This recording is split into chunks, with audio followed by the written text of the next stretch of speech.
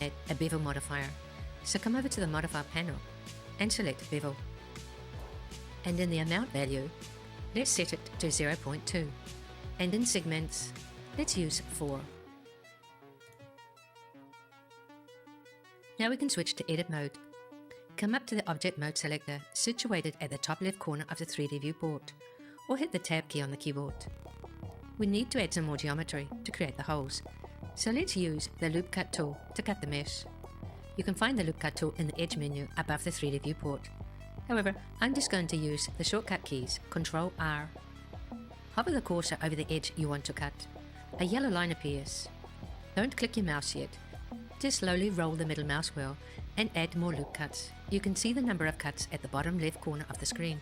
We want 4 loop cuts. Then left click to confirm the number of loops and right click to position the loops in the center. Drop down and open the settings panel. From here you can also change the amount of cuts. We need to add more loop cuts to the other side and also to the center of the mesh. So let's repeat the last steps.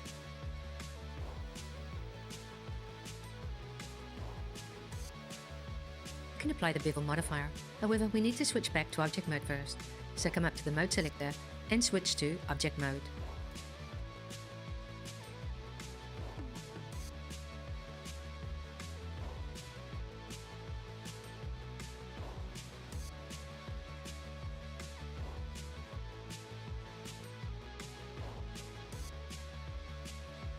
Come over to the bevel modifier and click on the small arrow, and from the menu select apply. With viewport and in render, set the value to 3. With the object selected, right click and from the context menu select Shade Smooth.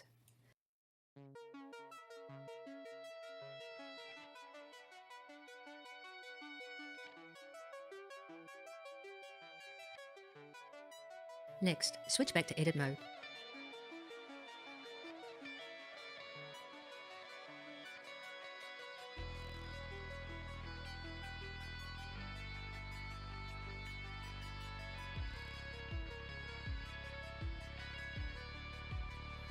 And this time we're going to the holes are arranged in a specific pattern.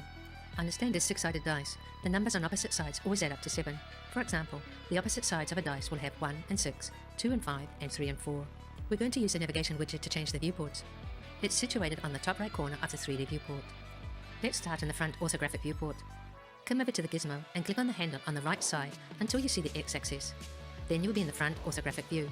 You can see the name of the viewport on the top left corner of the 3D viewport. Select the faces in the same position as you see in the video. We'll only be using the center faces. On this side we'll select 2 faces. Select the first face, press and hold the shift key while you select the other face. It's important to note that you have control viewport navigation widget and press the top selected faces. Think of it as adding an edge loop. You will see the values on the top left side of the viewport. You can adjust the thickness by moving your mouse. Hit the I key on the keyboard to create an inset, then hit the I key once more to switch to individual faces. Then left click to confirm, and this will inset faces on each face individually. Come down to the inset settings panel and change the thickness to a value of 0.03, then hit enter on the keyboard. Now we can use the extrude tool to push all the selected faces into the mesh at the same time. Okay, back to the keyboard. Press Alt and the letter E on the keyboard, and this will bring up the extrude tool options, and choose extrude faces along normals. This will extrude the faces to whichever direction they are facing. We want the faces all to be pointing towards the center. Now when you move your mouse, you'll be able to push the faces inside and outside of the mesh. We don't need a deep hole, so just move inward slightly, and we can adjust the value in the settings panel to something like negative or minus 0.03. This works well. Now we're going to add just a little bit more detail to this hole, but before we can do this, come over to the Modify tab and enable On Page. It's the small triangular shape button. Now to define the hole, we can add one more small inset. Hit I on the keyboard, move the mouse and create a small inset. In thickness, you can add a value of 0.15. For the next step, we're going to push the faces inwards, and to do this, we're going to use the Transform Orientation tool. So come up to the main bar and select Transform Orientation and switch to Normal. Then change the pivot point to Individual Origins. Press G on the keyboard to move the object and Z to constrain it to the Z axis. Now move the mouse and push all the faces. Z to constrain it to the Z axis. Now move the mouse and push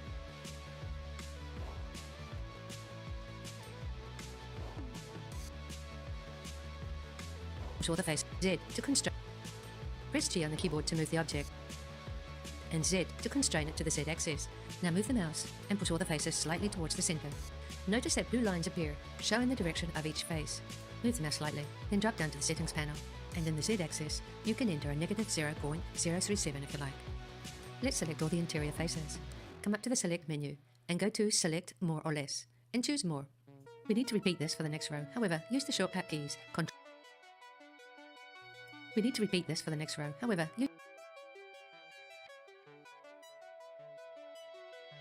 Use the shortcut keys Control and the numpad plus sign.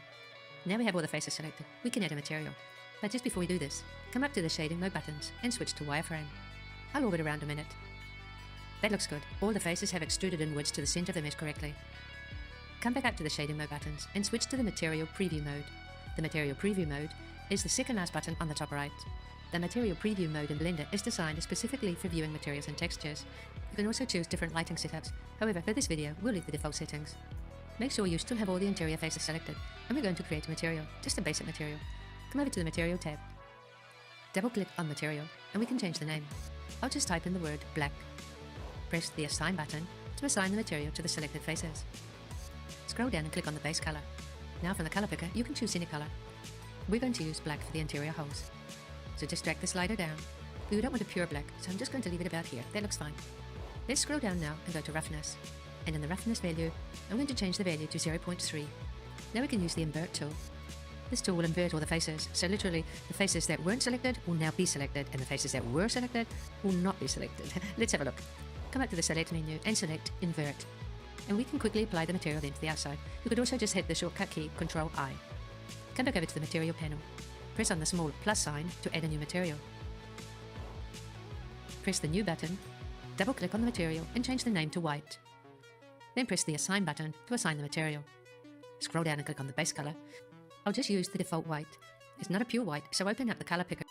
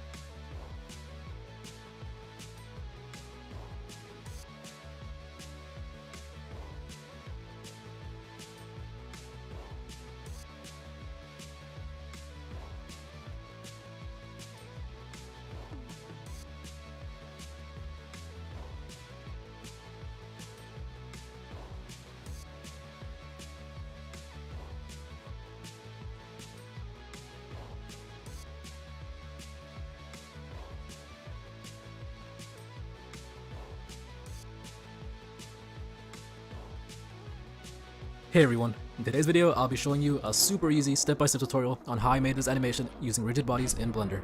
And I'll even show you how I broke the floor at the end. Let's get started. Once you're in Blender, you can go ahead and click on the default cube, press F2 on your keyboard to rename your object. You can name this whatever you want, but for this project I'm gonna name it Dice. Die? It's Die. I'm gonna name it Dice, I don't care. Now, while your cube is selected, you can press Tab on your keyboard to go into edit mode.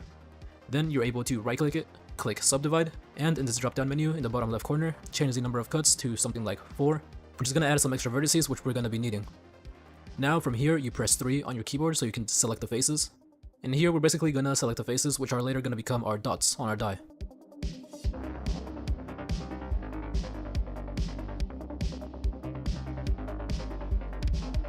Once they're all selected, press I twice to inset the faces individually.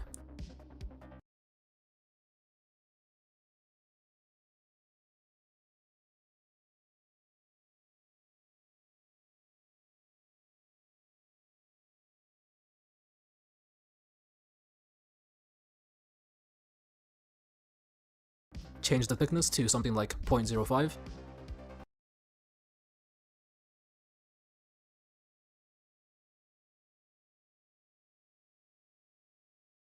Now, press Alt-E to extrude the faces inwards along their normal.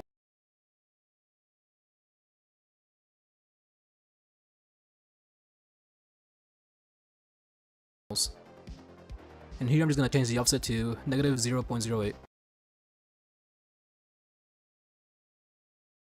The value here might be different for you, so if you're following along, just try to get it as close to mine as you can, or whatever you feel looks best. Now, tapping back into object mode, I add a subdivision surface modifier. Change the values to 3 to smooth everything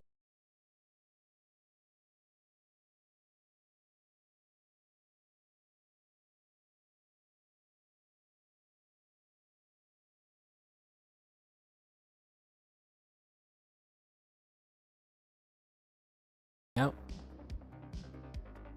And now while the cube is selected, right click and shade smooth.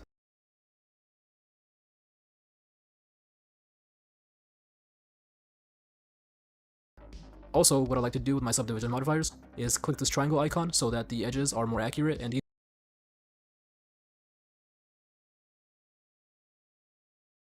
easier to work with. Now we can move on to adding some simple shaders to bring this die to life. Get it? Die to life? Let's move on. So, now by clicking and dragging on this tab on the bottom of your screen, click on this icon,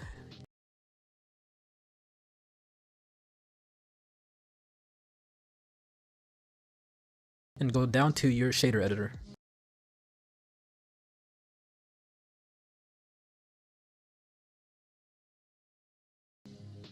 And where it says material, you can rename this material to something like white or base color. Just something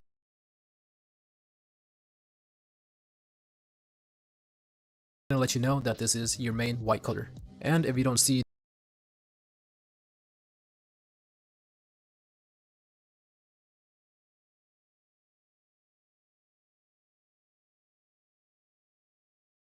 these options or shaders, you can click on this icon to add a new material. Now you can preview your material by clicking on this viewport shading icon.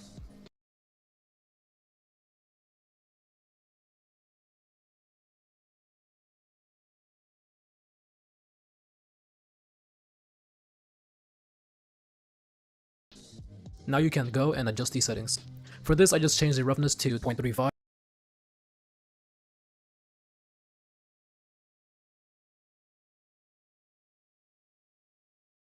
But later I went and lowered it to 0.25, which gave it a glossier look that I really liked. Now we can move on to adding a material for the dots. And if you don't have a full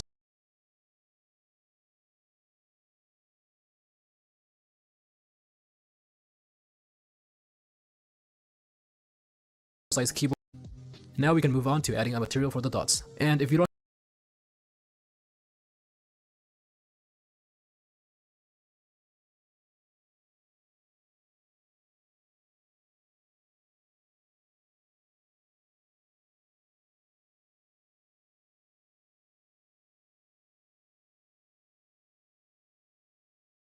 have a full-size keyboard like I do, you can go over to the Edit tab, click Preferences, and then go over to Input and check Emulate Numpad. This will just give you a few more options on your keyboard, so you're able to use a few more shortcuts. And in order to apply this next material, I make sure I am in Edit mode, then select all the faces for the dots like before. And once those are all selected, I press Ctrl+ on my numpad in order to select the outer faces surrounding the currently selected ones. Then go ahead and create a new material. For this, I just changed the color to black and copy the same roughness from the previous one, but you're more than free to do whichever color you want and experiment with it. Now you'll notice that you're still not able to see your new material, so what you have to do is go over here and click Assign. Now you should have both materials showing on your die, and now that we're pretty much done with it, I'm gonna go ahead and talk about the render properties.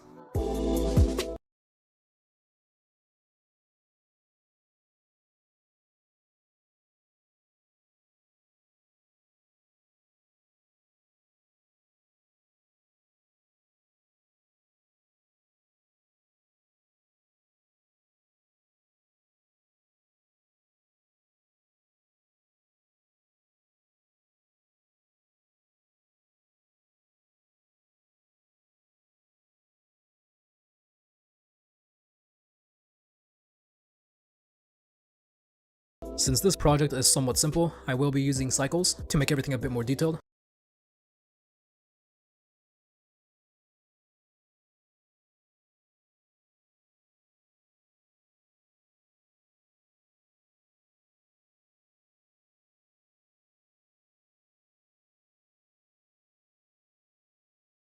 But you could use Eevee if you want faster render times.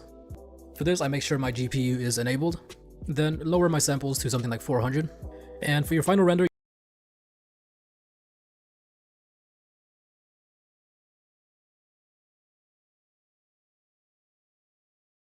you could use Blender's denoiser. Just keep in mind that this may result in slower render times, but I will be keeping it disabled, just so I preserve some of that quality and detail. Now that we have our render properties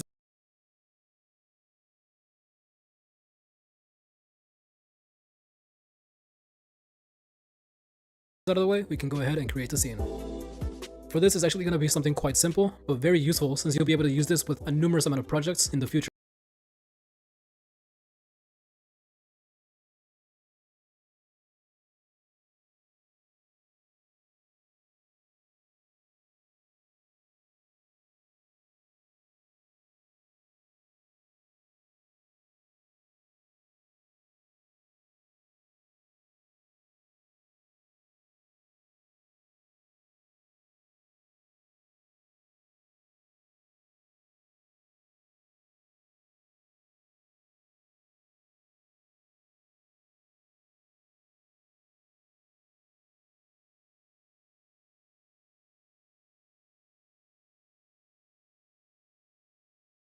Now to add my area lights, I press Shift A, then go over to Light and Area Light.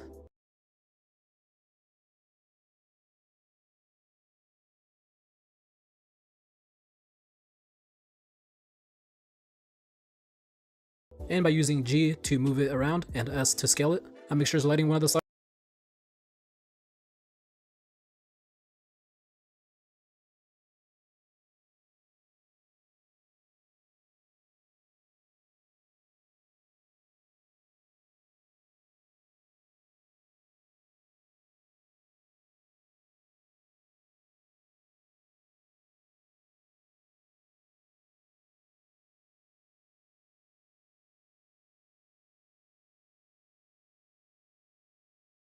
sides of my die.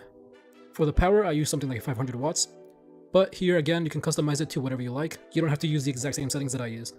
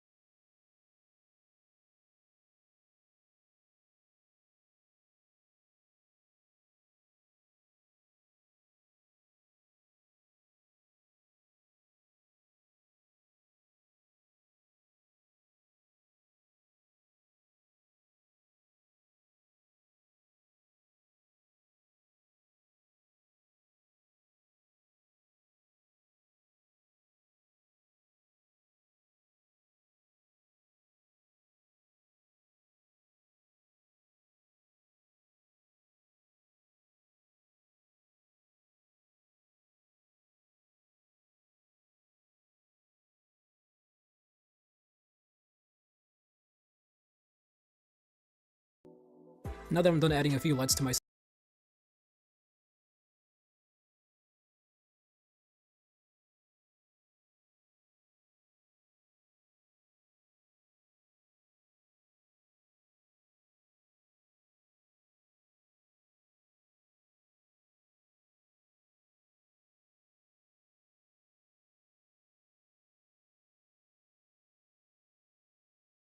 scene, I create my base or platform, which is just going to be a simple plane.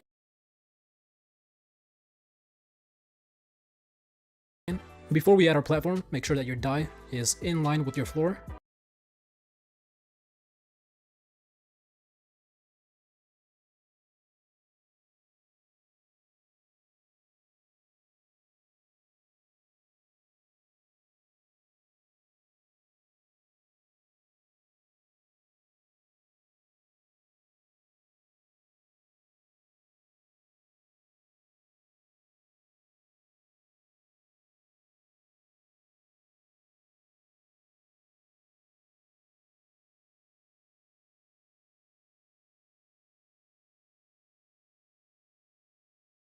By changing its Z location to 1.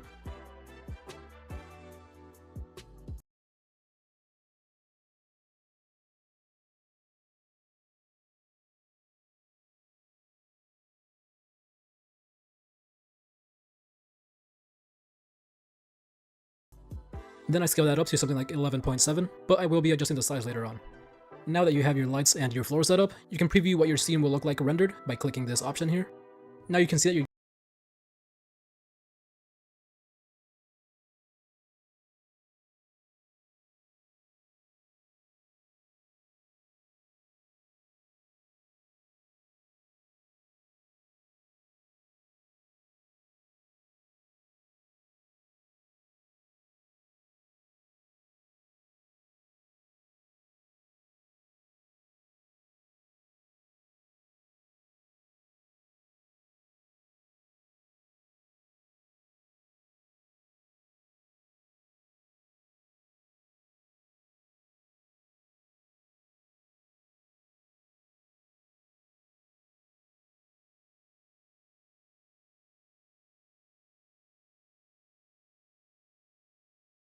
getting some nice shadows, some nice light, and everything's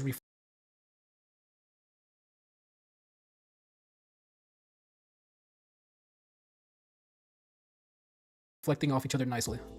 And in order to improve this a bit more, we're going to go ahead and add a material to our floor. We're going to go ahead and name this material plane.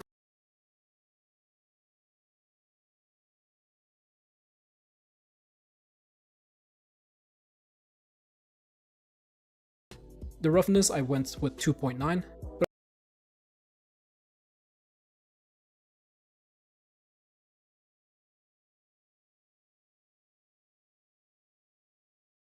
But again, this all depends on how reflective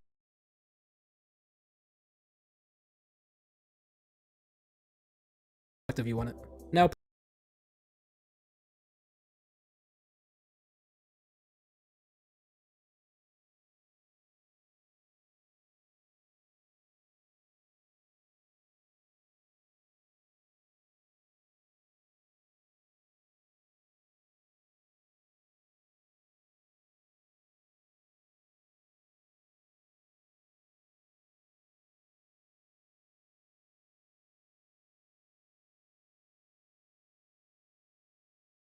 Previewing that again, you can see that there's a few more subtle reflections reflecting off of the plane.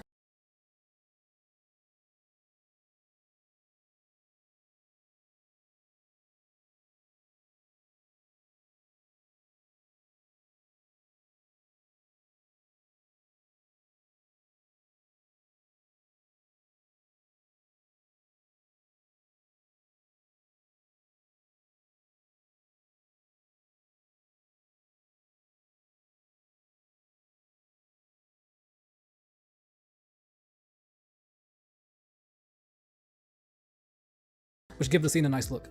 Now to create a nice backdrop extending from our plane, we're gonna go ahead and tab into edit mode, select your back edge. Now by pressing E to extrude and then Z to move it along the Z axis, we can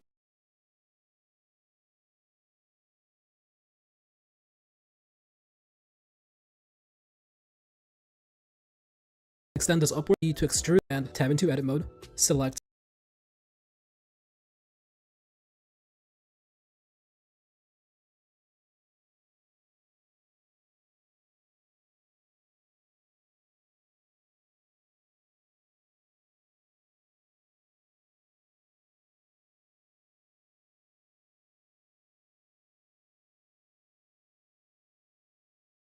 your back edge. Now by pressing E to extrude and then Z to move it along the Z axis, we can extend this upwards to create a nice background. Now you can select this bottom edge again, and by pressing Ctrl B,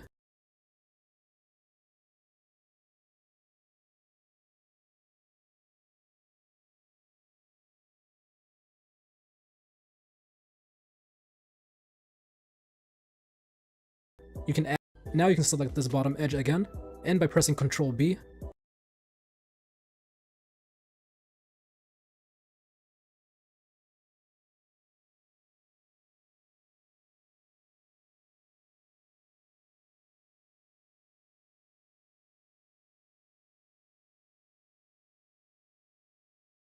you can add a few bevels to smooth out the curve. Tab back into object mode and right click and shade smooth.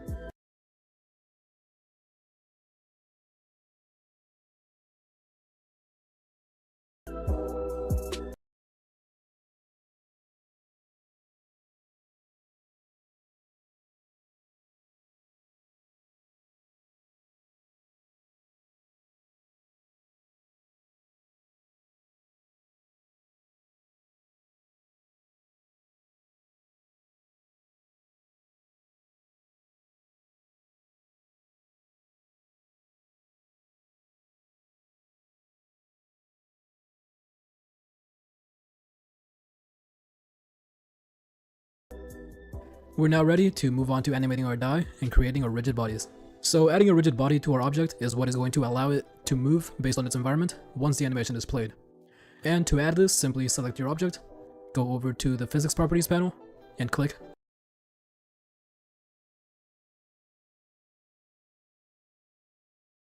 rigid body. For your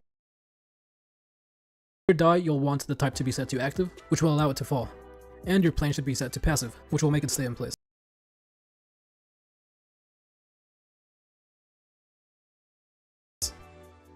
Now change your object's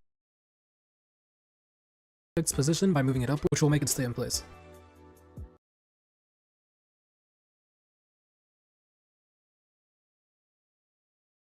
Now change your object's position by moving it upwards.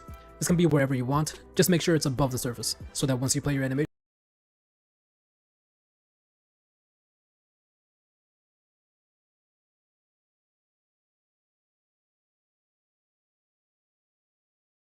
by pressing spacebar, you can see that the die falls and stops once it hits your plane. We're now ready to move on to animating our die and creating our rigid bodies. You could stop here, but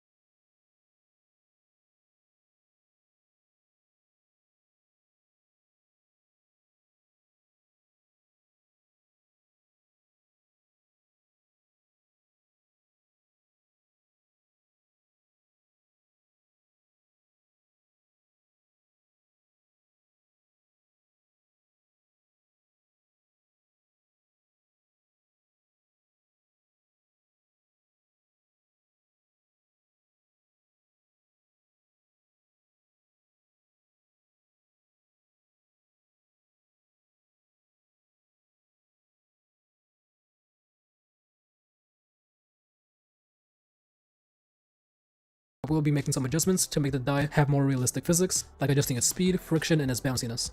For the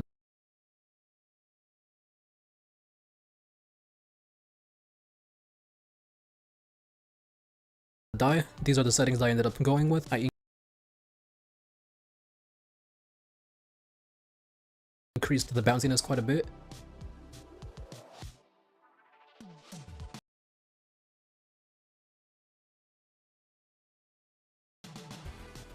And after that,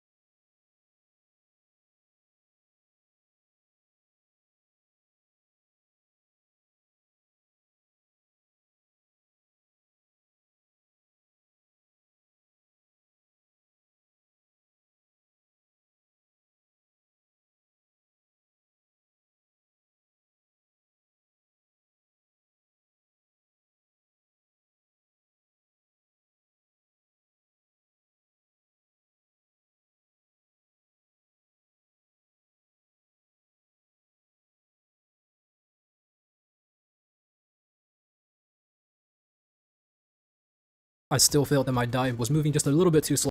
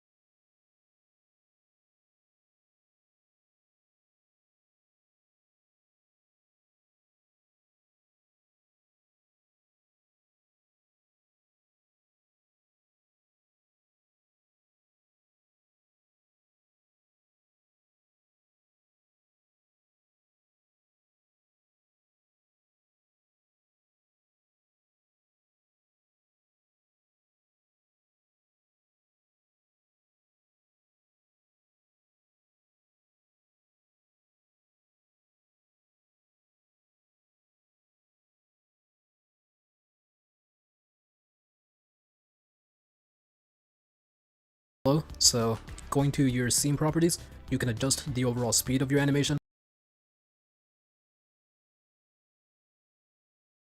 So I ended up increasing that to 1.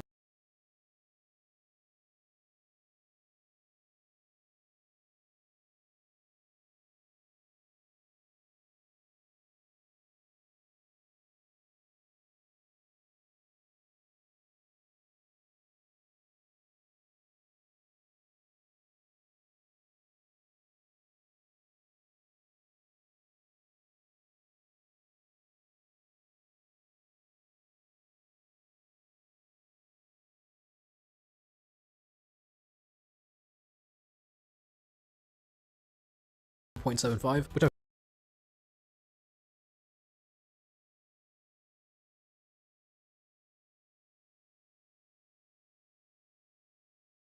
felt looked the best. Also,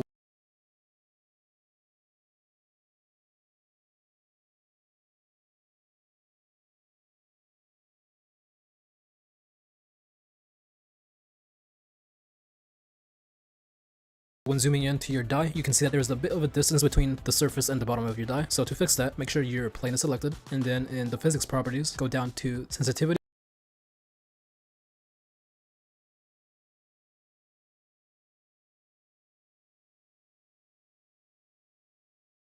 and adjust this margin to a lower value. And now you can see that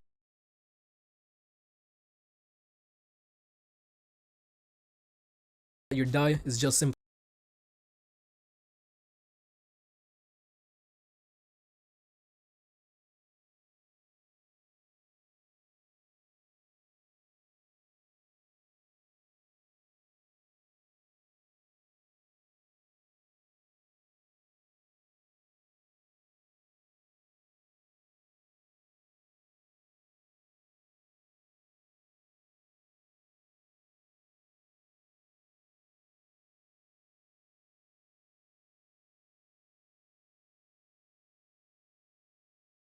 falling down, so we're going to animate it a bit to make it look like it's being thrown across the plane.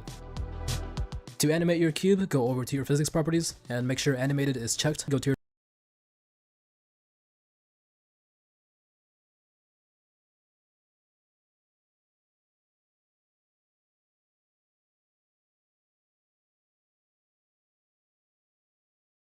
timeline and make sure you're on the first frame. Now move your cube to wherever you want it to start the animation. Press R twice to rotate, then press I to keyframe the location and its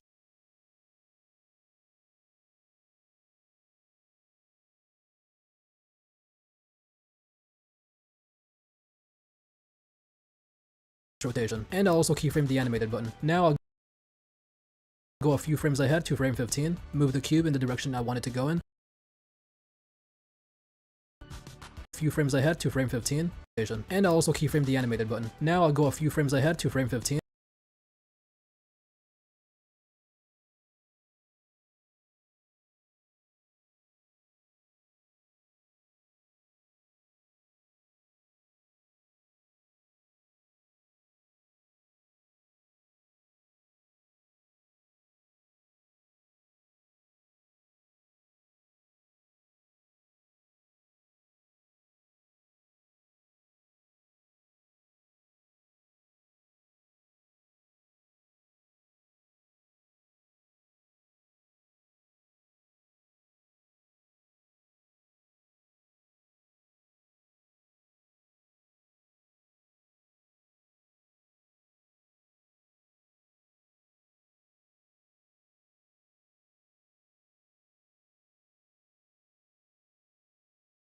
Move the cube in the direction I want it to go in, and adjust its rotation once again. Add another keyframe by pressing I, then turn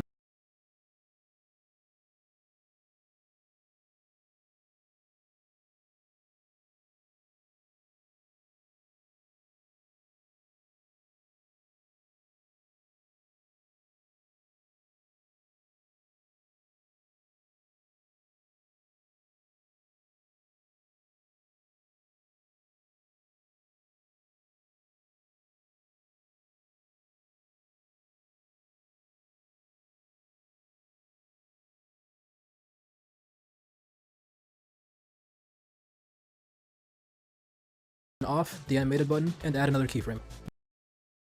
Now your die is animated, but it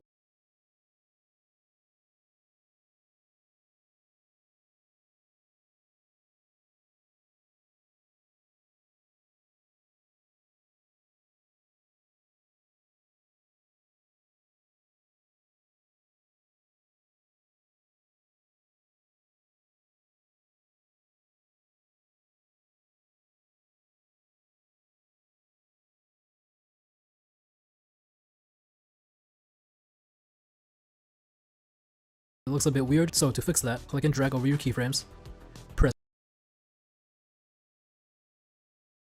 rotate, then press I to keyframe the location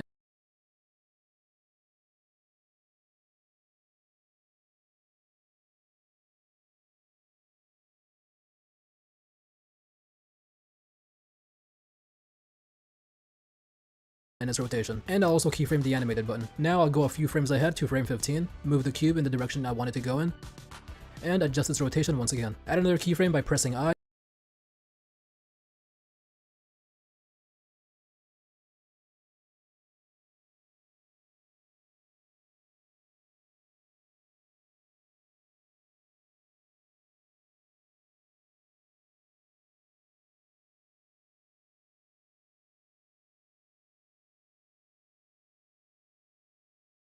then turn off the animated button,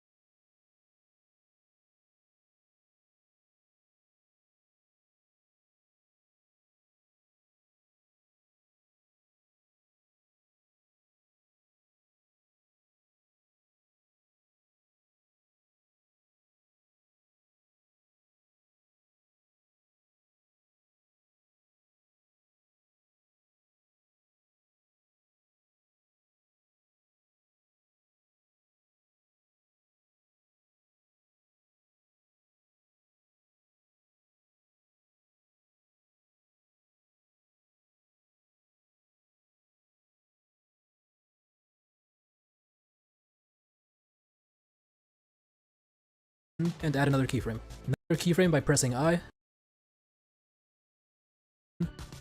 and adjust its rotation once again. Add another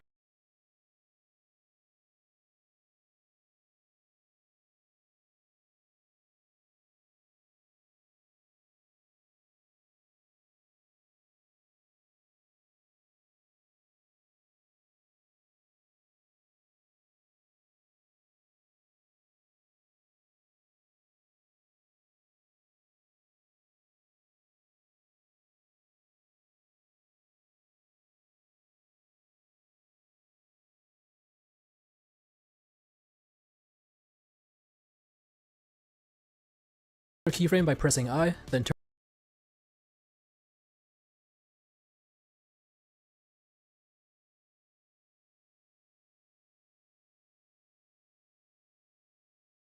off the animated button, and add another keyframe. Now your die is animated, but it looks a bit weird, so to fix that, click and drag over your keyframes, press T, and convert them to linear.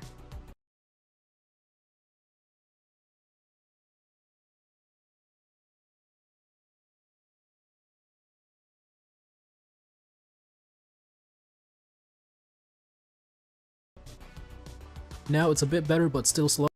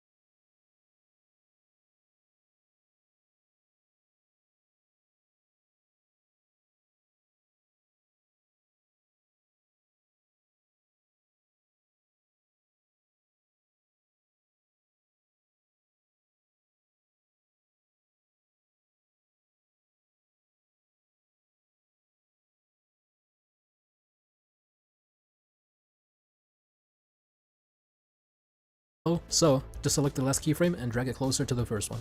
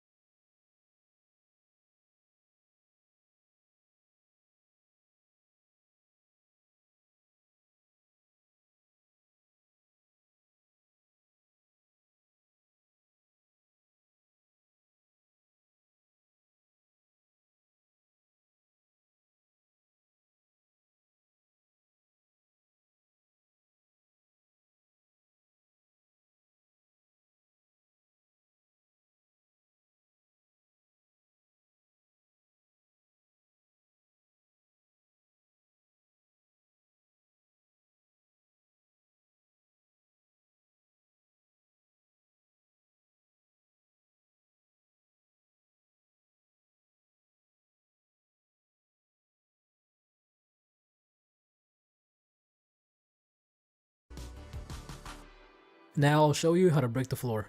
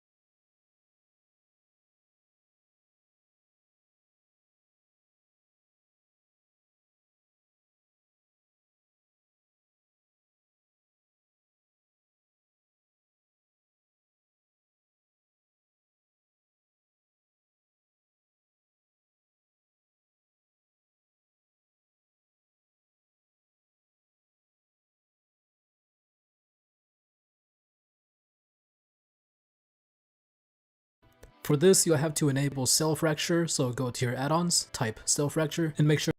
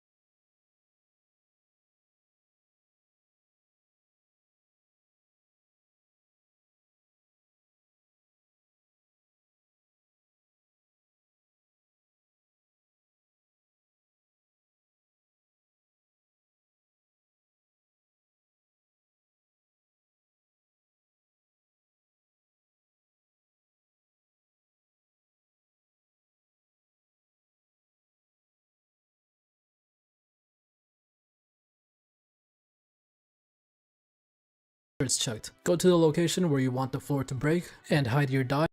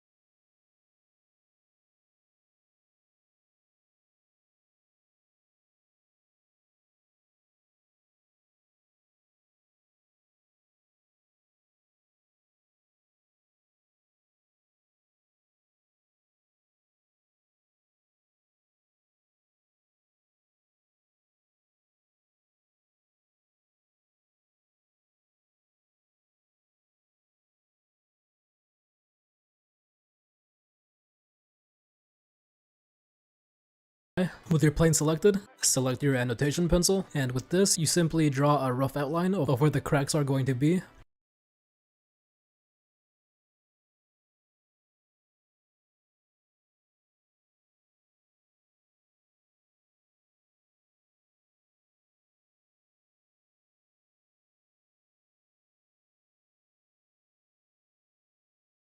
This doesn't have to be perfect, so just keep it simple. You can also add dots to your bigger pieces. Once you're done, go over to Object, Quick Effects,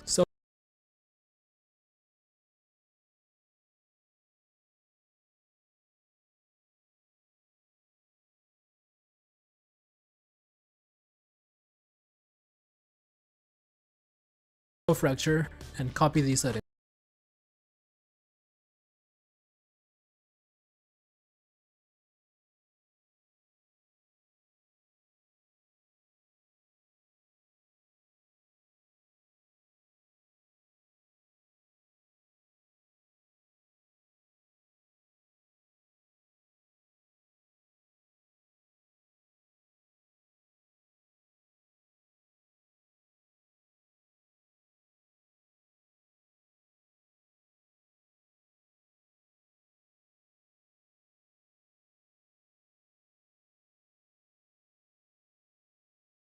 Once you're done, go over to Object, Quick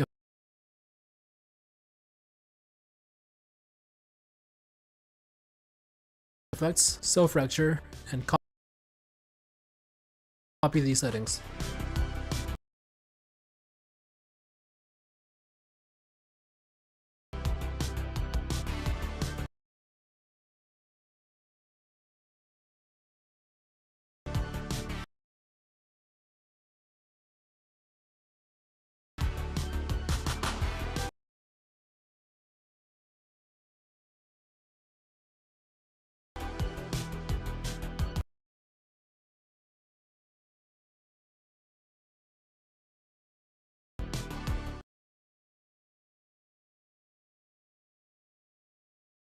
Once you're done, click OK. This may take a while, so just wait until it's done.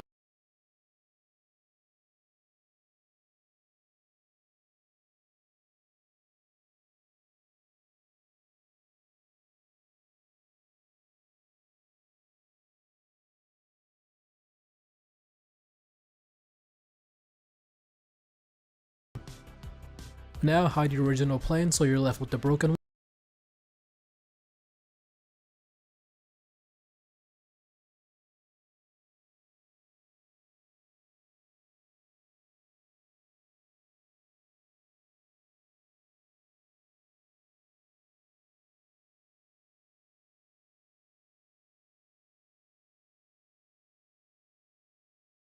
one. And also hide your. Once you're done, click OK.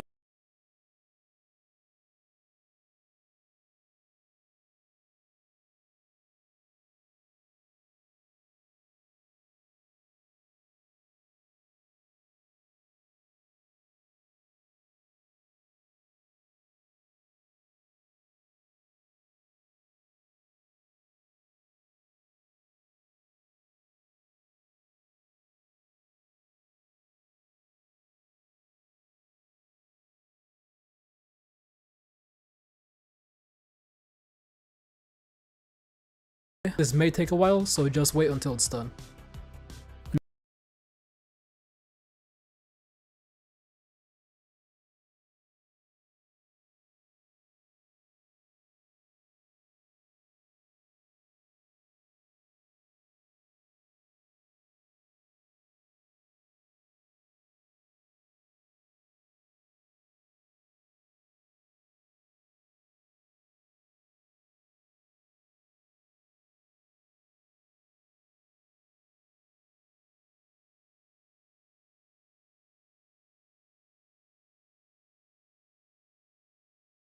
Now hide your click.